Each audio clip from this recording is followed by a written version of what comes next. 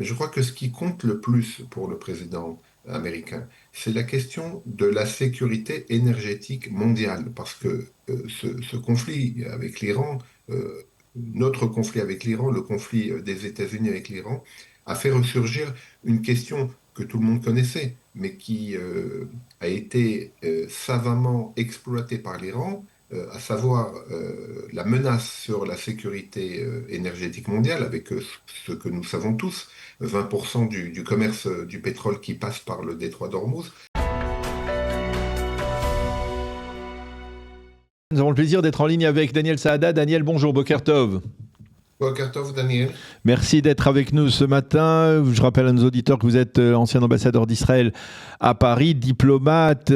Et avec vous, justement, je voudrais que l'on revienne sur les aspects diplomatiques de ce qui se passe actuellement dans la région, avec justement donc ces négociations entre Donald Trump et les Iraniens qui semblent mettre de côté ou sur la touche l'État d'Israël, alors que on pensait jusqu'à présent que l'État d'Israël était, on va dire, un allié privilégié des Américains. On a l'impression que maintenant, c'est plus tout à fait le cas. Vous pensez qu'il y a une redéfinition, peut-être, de la relation entre Israël et les États-Unis autour de cet accord qui se profile avec l'Iran?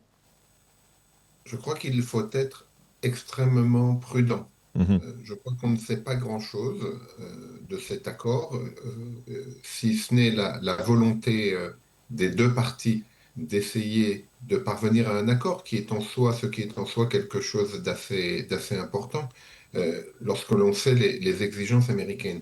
Lorsque je parle de prudence, c'est que je crois qu'il faut d'abord se souvenir de ce qui s'était passé il y a 10 ans, un peu plus de 10 ans, lors des négociations de l'accord de Vienne, sous la présidence du président Obama.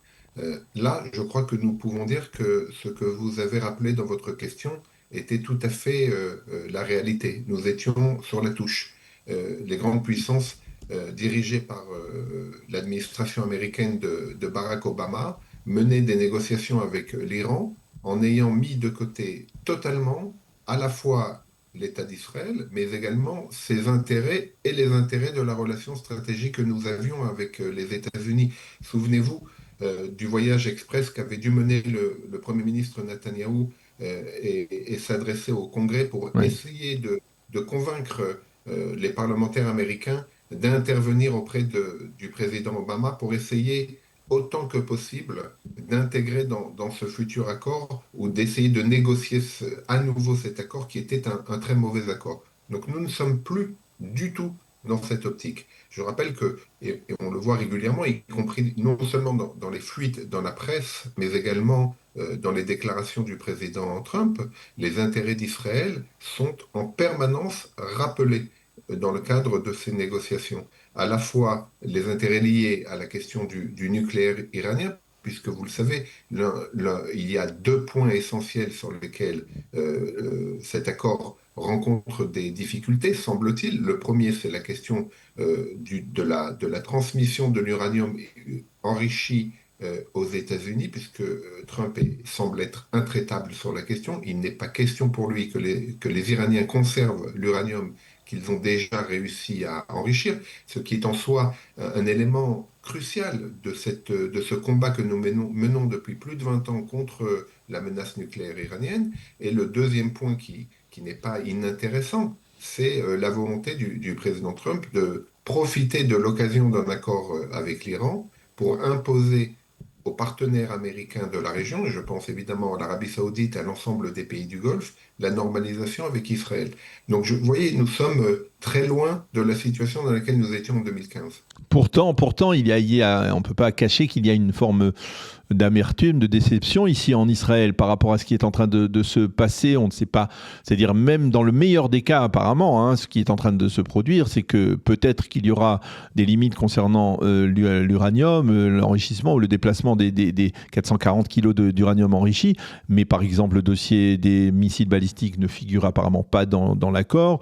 Et la volonté justement d'Israël de mettre fin à ce système de proxy comme le Hezbollah ou le Hamas qui menace l'État d'Israël, eh bien aussi on n'en parle pas du tout dans un tel accord. C'est-à-dire qu'il y a peut-être, est-ce qu'on a mal mesuré, on va dire, le facteur patience de Donald Trump? On sait que c'est un homme qui est très impatient, en plus d'être imprévisible, et que finalement, eh bien, lorsque les choses s'enlisent, eh bien, il n'est pas là, il n'est pas dans la durée, Donald Trump. C'est pas un coureur de marathon, c'est un sprinter plutôt. Alors, ce n'est pas un coureur de marathon essentiellement à cause des règles institutionnelles aux États-Unis, puisque vous le savez, il ne pourra pas être réélu. Donc il Mhm. sait que son mandat est limité dans le temps, à la différence de ce qui se passe chez nous en Israël, où le Premier ministre Netanyahou bat tous les records de longévité, ou alors dans d'autres pays. Donc premièrement, il a devant lui un calendrier serré. Et je ne crois pas que ce soit lié, il le répète lui-même, ce n'est pas lié aux élections, ce qu'on appelle les midterms, les élections législatives qui auront Demi-mandat. lieu rentrer à l'automne prochain aux États-Unis. Il le répète inlassablement, son mandat est terminé, se termine, il ne pourra pas être réélu. Donc de toute façon, la question pour lui n'est pas d'essayer de convaincre les électeurs américains, y compris dans son propre parti. Donc la longévité du président Trump est limitée dans le temps et il essaye autant que possible d'obtenir des résultats. Mais je crois que ce qui compte le plus pour le président américain, c'est la question de la sécurité énergétique mondiale, parce que ce conflit avec l'Iran, notre conflit avec l'Iran, le conflit des États-Unis avec l'Iran, a fait ressurgir une question que tout le monde connaissait, mais qui a été savamment exploité par l'Iran, à savoir la menace sur la sécurité énergétique mondiale, avec ce que nous savons tous, 20% du commerce du pétrole qui passe par le détroit d'Ormuz. Les Iraniens s'en sont saisis et ont réussi un tour de force, il faut le reconnaître, un véritable coup de maître, en ayant mis la main sur ce détroit et malmené le commerce international du pétrole à travers ce détroit. Donc la sécurité énergétique mondiale, c'est le porte-monnaie de chacune et de chacun d'entre nous à travers le monde, y compris aux États-Unis d'Amérique. Donc c'est très important pour le président Trump d'essayer d'arriver à une solution. La deuxième réponse, le deuxième élément de réponse à la question que vous avez posée, c'est que je crois que les attentes et les espoirs sont mesurés à l'aune de ce que nous avons réussi à faire pendant cette guerre euh, que nous avons menée conjointement avec les États-Unis, où nous avons eu une collaboration exceptionnelle. Je crois que jamais dans l'histoire militaire moderne, deux pays, et pas les moindres, la première puissance militaire mondiale, ont réussi à mener main dans la main un conflit, une guerre, une opération aussi importante que celle qui a été menée pendant ces plus de 60 jours de guerre que nous avons eu avec l'Iran. Donc je crois que nous sommes partis de très haut avec cette collaboration et ce partenariat exceptionnel que nous avons eu au plan stratégique, militaire, opérationnel, et que nous nous attendions à ce que ce partenariat puisse trouver le même écho au niveau politique, mais les choses ne sont pas les mêmes. Mais encore une fois, je reste prudent. Je crois qu'il Oui. faut se souvenir de ce qui s'était passé sous l'administration Obama et nous sommes très très loin de cette situation. La situation selon laquelle eh bien, l'État d'Israël ne peut pas, par exemple, et là je parle du Sud-Liban, ne peut pas frapper le Hezbollah comme il le voudrait en raison d'un veto imposé par l'administration Trump, c'est une situation qui est connue, on va dire, dans l'histoire de la diplomatie israélienne. Oui, ce n'est pas la première fois que nous avons été limités dans nos opérations au Liban, au Sud-Liban, par nos amis américains. C'est déjà arrivé dans le passé. Mais vous savez, ce qui compte, ce n'est pas de savoir si ce veto est définitif ou est-ce qu'il est temporaire ou est-ce qu'il est lié aux négociations en cours. Je penche plutôt pour la deuxième solution. Je crois que les Américains savent pertinemment, et ils l'ont exprimé d'ailleurs, qu'il faut régler le problème du Hezbollah, exactement comme ils nous laissent la carte blanche pour mener les opérations à Gaza pour essayer de continuer à porter ces coûts importants au Hamas, essayer de, d'affaiblir autant que possible le Hamas, comme ils nous ont autorisé de le faire face aux Houthis, à la menace des Houthis au Yémen. Donc là, je crois qu'il s'agit essentiellement d'une sorte de volonté de tempérer limité dans le temps pour permettre aux Américains de dégager autant que possible une solution sur le volet de leurs négociations avec l'Iran.